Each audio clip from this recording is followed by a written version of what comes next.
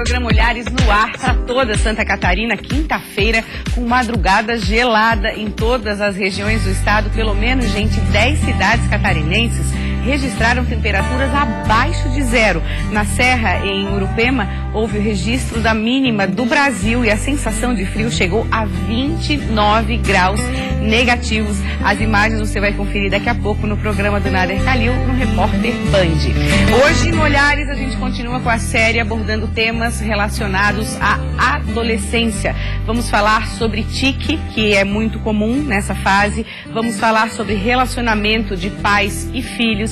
Geralmente, o adolescente é chamado de aborrecente, ou também é conhecida como uma fase de rebeldia. Vamos entender um pouco esse processo. Vamos falar também sobre gênero no programa de hoje. Tem muita informação bacana. A gente começa dando as boas-vindas para a Tereza Cristina, que é psiquiatra. Um prazer tê-la aqui, Tereza. Tudo bem? Tudo bem, Maria Paula. Um prazer estar aqui. Nosso assunto é a questão de tiques, né? Eu posso afirmar que geralmente aparecem na adolescência, se agravam na adolescência, acontece um pouquinho antes essas manifestações.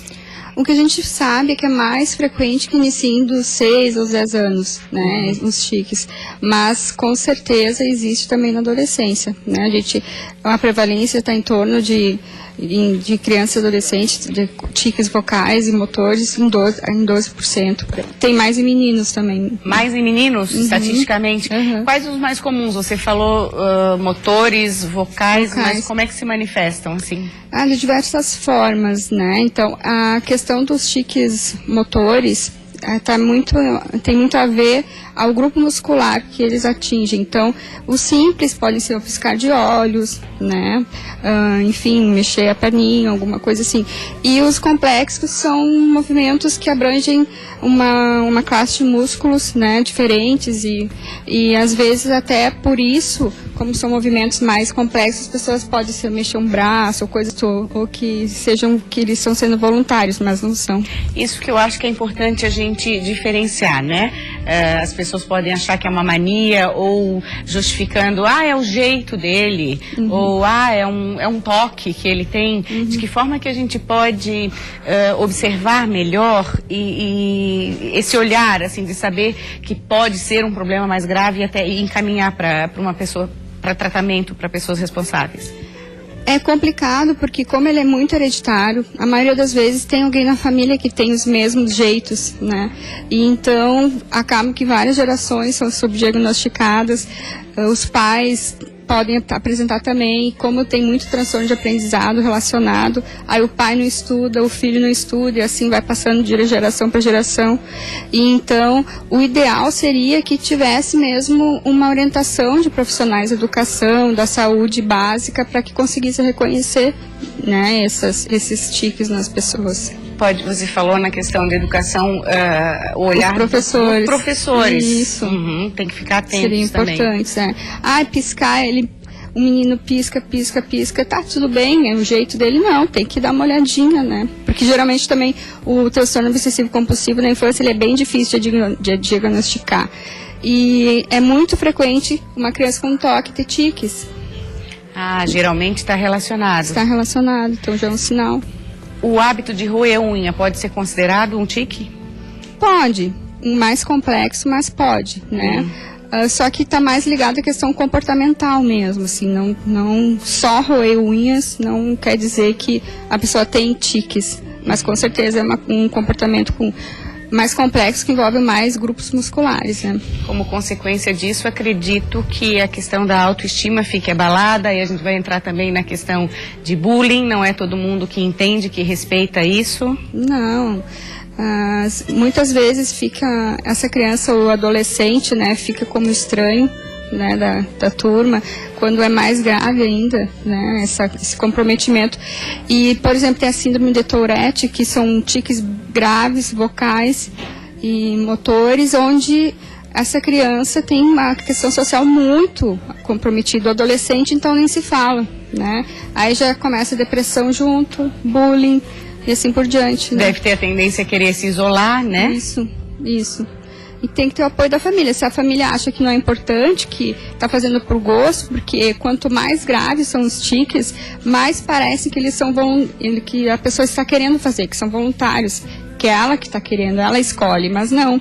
E aí vem muita crítica, né? Aquela história, para com isso, por que fica fazendo isso? Para, tem que se controlar, não consegue se controlar. Vai muito além da pessoa se controlar, é muito mais forte que isso. Sim, com certeza, porque às vezes se a pessoa está em um ambiente protegido, nossa zona de conforto e calmo, né? Não vai ter tiques, ou vão ficar menores, aí, viu? Ele fica bem quando está em casa, então é porque ele não tem problema, né? Mas não é assim. Aquele pensamento, por que agora parou, ou por que agora está mais leve? Isso é muito comum, essa oscilação? É muito comum. E também a gente tem que prestar bastante atenção, que déficit de atenção e hiperatividade também está muito relacionado geneticamente também com tiques, né? E é muito frequente uma criança com transtorno de aprendizado, assim, para as professoras, que tem uns trejeitos diferentes. Dá uma conversada com a mãe, que provavelmente essa criança tem que ter uma avaliação, né? É bom investigar sempre, Investigar sempre. Essa questão de ser hereditário, né? Muitas vezes os pais têm e não se percebem porque tem essa mentalidade que a gente conversou. Que é o jeito, ou é uma mania. É importante diferenciar. É bem importante diferenciar, porque já com estudos em gêmeos, né? Gêmeos idênticos, monozigóticos, a gente sabe que o componente genético é muito forte. Então não é apenas um comportamento aprendido, imita o pai, enfim, começou a entender com 6 anos, eu estou falando pai porque é mais comum em homens e meninos, né? Aí vê o pai ficar fazendo esse jeitinho, pisca o olho, mexe um ombro e ele faz igual. Não é assim. Puxou o pai. Não é assim. Doutora Tereza, a questão de tratamento para esses casos, o que é mais comum? O que a gente faz, né, tem que a avaliação, né, psiquiátrica precisa, ou neurológica, tem que levar em conta as comorbidades que sempre acabam acontecendo, como o déficit de atenção, o toque, né, e existem medicamentos que bloqueiam essa questão motora, assim, que a gente sabe que de alguma forma essas crianças, a parte inibitória do comportamento motor não funciona muito bem, então a gente tem como modular com medicamentos. Reduz bastante. A resposta chega a ser em torno de 70%. É bem significativo. Muito obrigada mais uma vez pela sua presença. Até a próxima. Até a próxima. O programa Olhares continua. Agora nós vamos falar sobre gênero. Vamos falar aí sobre masculino, feminino e essa forma do gênero na adolescência, na fase aí dos jovens. Seja muito bem-vinda. Jimena, é um prazer tê-la aqui, tudo bem? Tudo bem, boa tarde. Jimena é educadora sexual e vai começar definindo, vamos começar definindo então o que é gênero e a relação do gênero com os adolescentes. Então, a palavra gênero surge mais ou menos por volta de 1970 e 80 e passa a ser um novo meio de olhar a sociedade, as ciências humanas e as pessoas de modo geral. O gênero vai se contrapor à ideia de sexo. Então, para nós, a gente vai ter um sexo, que é a nossa biologia, que nos define meninos, meninas, ou homens e mulheres. Ou masculino e feminino? Até então, sim. Até surgir a palavra gênero, mas a gente poderia dizer assim, qual é o seu sexo numa ficha cadastral, masculino ou feminino. Mas a partir do momento que surge a palavra gênero, ela vai distinguir, ela vai dizer que o sexo é a nossa biologia, portanto, todos os homens e mulheres do planeta são da mesma espécie humana, têm a mesma biologia, a mesma anatomia, tá? E, no entanto, o gênero é diferente, que é o modo como cada sociedade, em cada cultura, em cada tempo histórico, define o que é ser menino e menina, homem e mulher. Então, vamos fazer um exemplo simples, tá? A gente pode olhar como é ser homem e mulher nas sociedades do Ocidente, os seus direitos, os seus deveres, e como é ser homem e mulher nas sociedades orientais, né? As mulheres no Oriente Médio, que usam a burca, que não têm o seu direito à livre expressão corporal, que têm seus direitos civis limitados, que não votam, que não têm patrimônio. Então, essa definição do que é ser homem e mulher seria gênero. E os estudos de gênero, então, vão mostrar que isso, ao longo da história da humanidade, se modifica e, portanto, a igualdade de gênero, ela se dá na medida em que esses conceitos são modificados e se tornam favoráveis a homens e mulheres, né? Um exemplo desse é a questão dos direitos civis, de patrimônio, de voto, de ambiente de trabalho, de salário igual. Das evoluções que vão acontecendo. E mais recentemente, a partir do final do século XX, o conceito de gênero passa a estar associado também aos estudos gays e lésbicos para entender os sujeitos da diversidade. Ou seja, as expressões de masculino e feminino estão além desse corpo biológico. A gente pode ter homens masculinizados, mulheres femininas, e o conceito de gênero passa a favorecer o entendimento dos ditos sujeitos trans, dos transexuais, dos travestis, dos transgêneros. E, portanto, quando se fala identidade de gênero, na verdade, é uma reivindicação a um direito desses sujeitos. Porque nós, pessoas que nascemos mulheres e somos femininas, ou um homem, né, masculino, ele não vai reivindicar o direito à identidade de gênero, porque a sua identidade de gênero está dentro do esperado. Tá. E dentro da adolescência, né, a gente Por que vai fica ter... tão forte essa contextualização Então, na adolescência? A gente tem o período de adolescência, se a gente fosse mais ou menos definir entre os 12 e os 18 anos, mas eu gosto muito de uma teórica da psicologia do desenvolvimento, a Célia Soares, que ela provoca a gente a dizer que na adolescência a gente tem que resolver 3 questões. Uma é profissional, a existencial, e essa que eu quero chamar a atenção agora é a questão sexual. Ela diz que é exatamente nesse período de idade que se deixa de ser criança e começa então a experimentar aquilo que a sociedade espera dos adolescentes, que são as práticas sexuais. E também o reconhecimento de algumas identidades, a orientação sexual, por exemplo. Quem eu sou, de quem eu gosto. De quem eu gosto, por quem eu me sinto atraída, por quem eu tenho desejos, com quem eu quero estabelecer minhas práticas sexuais e amorosas. E a gente está vivendo num momento da humanidade em que se tem discutido muito o direito a ser diferente. Nas últimas gerações, o que não se discutia no tempo que a minha avó foi adolescente, ou no tempo que a minha mãe foi adolescente. Sim, as discussões estão mais abertas. Mais abertas. Em função disso, Gimena, você acha que os nossos jovens estão experimentando mais? Então, em função disso, a gente vê, sem dúvida, um comportamento adolescente, o que a gente poderia chamar um pouco mais ousado, né? Um comportamento adolescente mais aberto para outras experimentações, que não tão facilmente faz aquilo que se espera dele, mas ele começa a identificar outras possibilidades de identidades. Por exemplo, vou sempre dar como exemplo, poderia até citar minha geração, que foi adolescente na década de 80, mas há mais tempo atrás não se falava de sujeitos travestis, transexuais, transgêneros ou de homossexuais. Ou de bissexualidade. Uhum. A gente tem essas narrativas muito mais presentes na sociedade de hoje, o que explica porque muitos comportamentos dos adolescentes são comportamentos que para eles é natural algumas experimentações, né? De verificar se talvez a sua orientação sexual é homo, hétero ou bissexual. Então, na verdade, se a gente pode definir o adolescente de 12 a 18 anos, a gente pode dizer que a adolescência é em função dos movimentos da sociedade, das discussões da cultura. Né? Então, a gente não tem a adolescência de hoje, não é a mesma há 30, 40 anos atrás. Não, nem pode, né? Então a gente vê certamente esse impacto das discussões que se tem de uma sociedade, principalmente ocidental, mais aberta, que se discute mais o direito à diferença. E mais, os adolescentes de hoje, eles facilmente se identificam nessas identidades.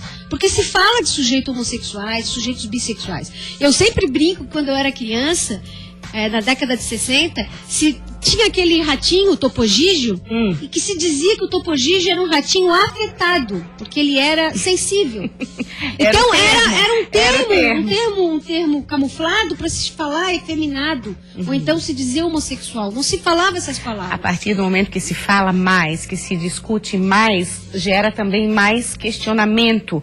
A gente pode dizer, na sua opinião, que são pessoas mais bem resolvidas, serão adultos mais bem resolvidos? O que você acha? Bom, por outro lado também, na medida em que a gente tem uma sociedade ocidental que se discute mais essas questões, também tem, por outro lado, um acirramento do preconceito e de certos entendimentos mais conservadores e moralistas. Então, a gente nunca vai ter uma sociedade que vai evoluir linearmente, né? Que assim, que estamos agora numa sociedade com menos preconceito. Não, porque na medida em que se mostra uma sociedade mais aberta, aquelas pessoas que são contrárias a essa abertura, essa diversidade, também se colocam contrárias. Então, sempre nós vamos estar, sejamos nós crianças, jovens, adultos, sempre vamos estar numa sociedade com vários discursos contrários, antagônicos, convergentes ou divergentes. O papel da família nessa questão? A família como uma instituição social é tão importante quanto a escola na discussão dessas questões. Pais e mães são pessoas que têm mais próximos seus filhos, que mais facilmente veem o acompanhamento de como eles vão crescendo. O ideal seria se eles pudessem conversar sobre essas questões com as crianças e jovens, né? Que eles conseguissem dar um limite para a sua autoridade, se colocassem mais numa posição de amigável com os adolescentes para que eles pudessem se abrir. Quando isso não acontece, essas expressões de identidade vão estar muito presentes na escola. Né? Eis um dos motivos pelos quais a escola tem discutido preconceito, discriminação. Até porque uma criança que é vítima de homofobia ou de racismo, ela não aprende. Né? As pessoas precisam entender, às vezes, quando acham que não é papel da escola discutir preconceitos ou tal, mas sem os quais as crianças não conseguem o aprendizado. Elas não aprendem nenhuma disciplina se elas estão sendo vítimas de alguma forma de violência, de alguma forma de bullying, de alguma forma de exclusão. Né? Muitas vezes é na escola que isso acontece. Ontem, inclusive, nós debatemos a questão de paquera, de namoro no ambiente escolar. Sim. Muitas vezes é onde começam esses aprendizados. Sim, as crianças, os jovens se identificam, começam a expressar suas afetividades no ambiente escolar. E as escolas, então, dentro das suas regras, elas normatizam esses comportamentos, né? Mas não deixando de reconhecê-los. Acho que essa é uma grande questão hoje, quando a gente fala direito à diversidade e a diferença no ambiente escolar. Jimena Furlani, um prazer tê-la aqui. Muito obrigada. Obrigada. Até a próxima. Gente, daqui a pouco a gente volta a essa questão de adolescência. A gente vai falar sobre relacionamento de pais e filhos. Continua ligado no Olhares. Antes, deixa eu dar uma dica para você. A mostra Obra, de Diego Passos e Juliano Ventura, está em exposição no Espaço Fernando Beck, em Florianópolis. A obra reúne elementos urbanos das cidades de Porto Alegre, Florianópolis e também Cali, na Colômbia. A visitação é gratuita e segue até o dia 14 de julho.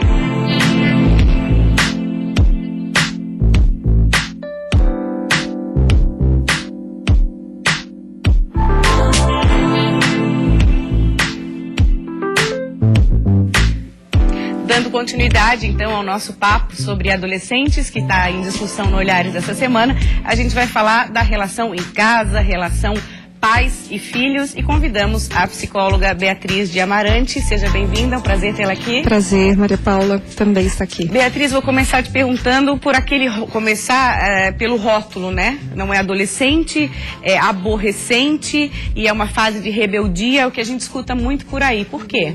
Então, primeiro a gente tem que entender que a adolescência é uma fase de desenvolvimento. Dentro do ciclo vital nós temos várias fases de desenvolvimento. A infância, a adolescência é uma delas, a adultez, a terceira idade.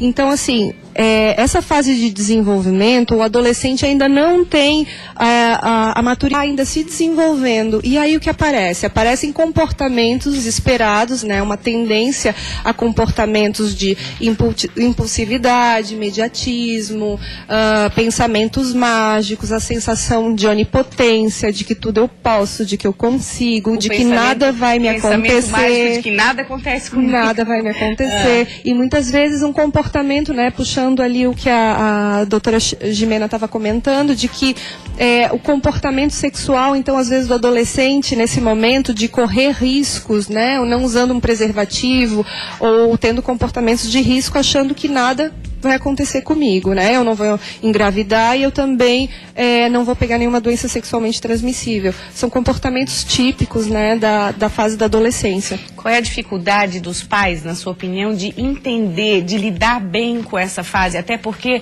os pais já passaram por isso também. Muitos não lembram, mas foram adolescentes também. Tiveram todos esses conflitos, como você falou, que fazem parte de uma fase natural do desenvolvimento humano. Sem dúvida.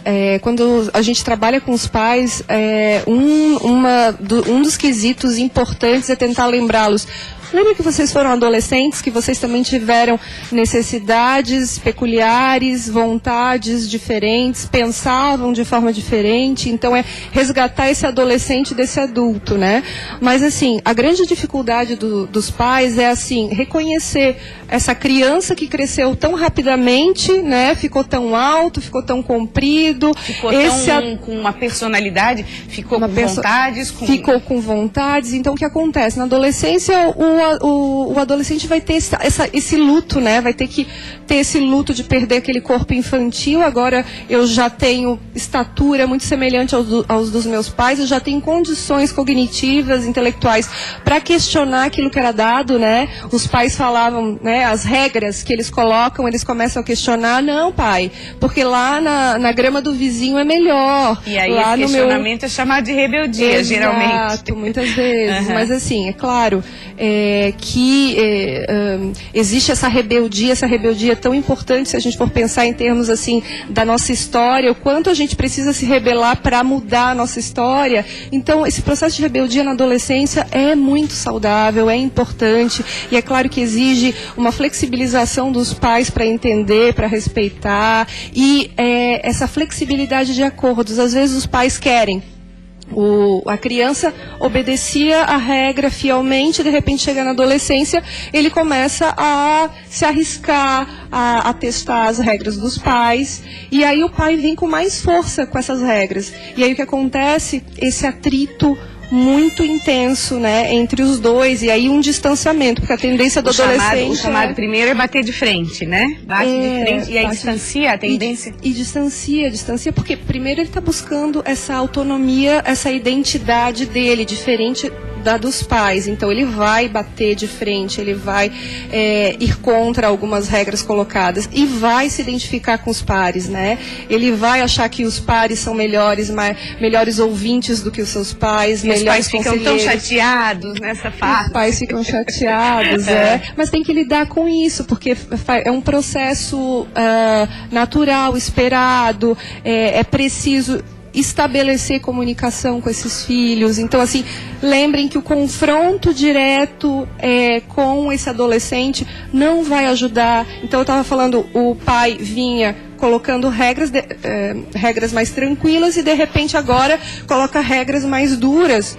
O adolescente não entende, ele acha que ele tem que ele está sendo controlado, né? Então, ele reage em relação a isso. Beatriz, o que eu escuto muito, assim, em grupo de amigos, né, as pessoas dizem, nossa, teu filho está com quantos anos? Meu filho já está com 15, já está com 16, já está com 17, já está encaminhado, né, já está crescido. Queria saber a sua opinião. Muitos pais, achando que está encaminhado, já está meio que pronto, acabam largando um pouco, assim. A gente vê, tem relatos de professores, por exemplo, quando as crianças são pequenas, os pais estão mais presentes na escola. Participam de reuniões, dão opiniões, querem saber das notas. Na adolescência, esses pais já somem, como se estivessem preparados. O que dizer para pais que pensam assim, que estão encaminhados? Será que não é hora de pensar também que é a fase que o adolescente mais precisa, embora negue? Tem uns que dizem que não precisam também. Exato, e aí a gente está pulando para o outro polo, né? Eu estava falando da colocação de limites mais intensos na adolescência, e agora ou os pais retiram essa posição, né, esse lugar, e aí essa negligência. Na realidade, o adolescente está pedindo o tempo inteiro limite, né, e limite significa afeto, significa se preocupar. Então, é importante o desempenho desse papel de autoridade, não com autoritarismo, porque nesse momento é importante o estabelecimento de comunicação, a negociação dentro de alguns limites, né, porque o adolescente vai ter uma crítica melhor sobre as regras impostas na infância. Então, o que é permitido nesse núcleo familiar, né? Então, assim, os pais têm que analisar o que é intolerável e o que é possível de ser negociado. E tentar esse diálogo com o adolescente. Não é tudo que o adolescente quer que vai ser feito, né? Mas também os pais podem rever um pouco das suas regras, que talvez podem ser um pouco rígidas. Tem que ser mais flexível, então. Flexibilidade. É preciso ser treinado, né? Na questão dos pais, assim, qual que é o lado do meio, na realidade, né? Ou tender para o autoritarismo, ou tende para o laissez-faire, para deixar tudo. E na realidade eles precisam de referência, eles estão se construindo ainda, né? De sentirem pai e mãe, ainda estão ali, ainda são meu porto seguro, ainda posso contar com, né? Sem dúvida, sem dúvida. É isso, é por aí, Maria Paula. Quero agradecer muito sua presença. Eu sempre digo que é uma consulta aqui que a gente tem. Obrigada, tá, Beatriz? Imagina, pode Até a próxima. Expor, tá bom. Obrigada a você pela audiência tão carinhosa que a gente tem.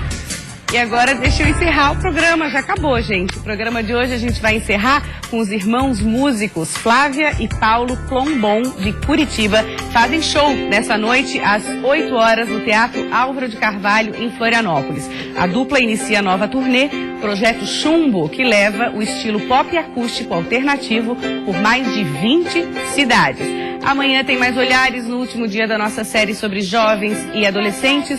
Vamos falar sobre profissões e dinheiro, você não pode perder. Vem aí Nader Kalil com o repórter Band. Nader Kalil tem uma surpresa e não vou contar. Imperdível, tchau. Mudar, família é família em qualquer lugar.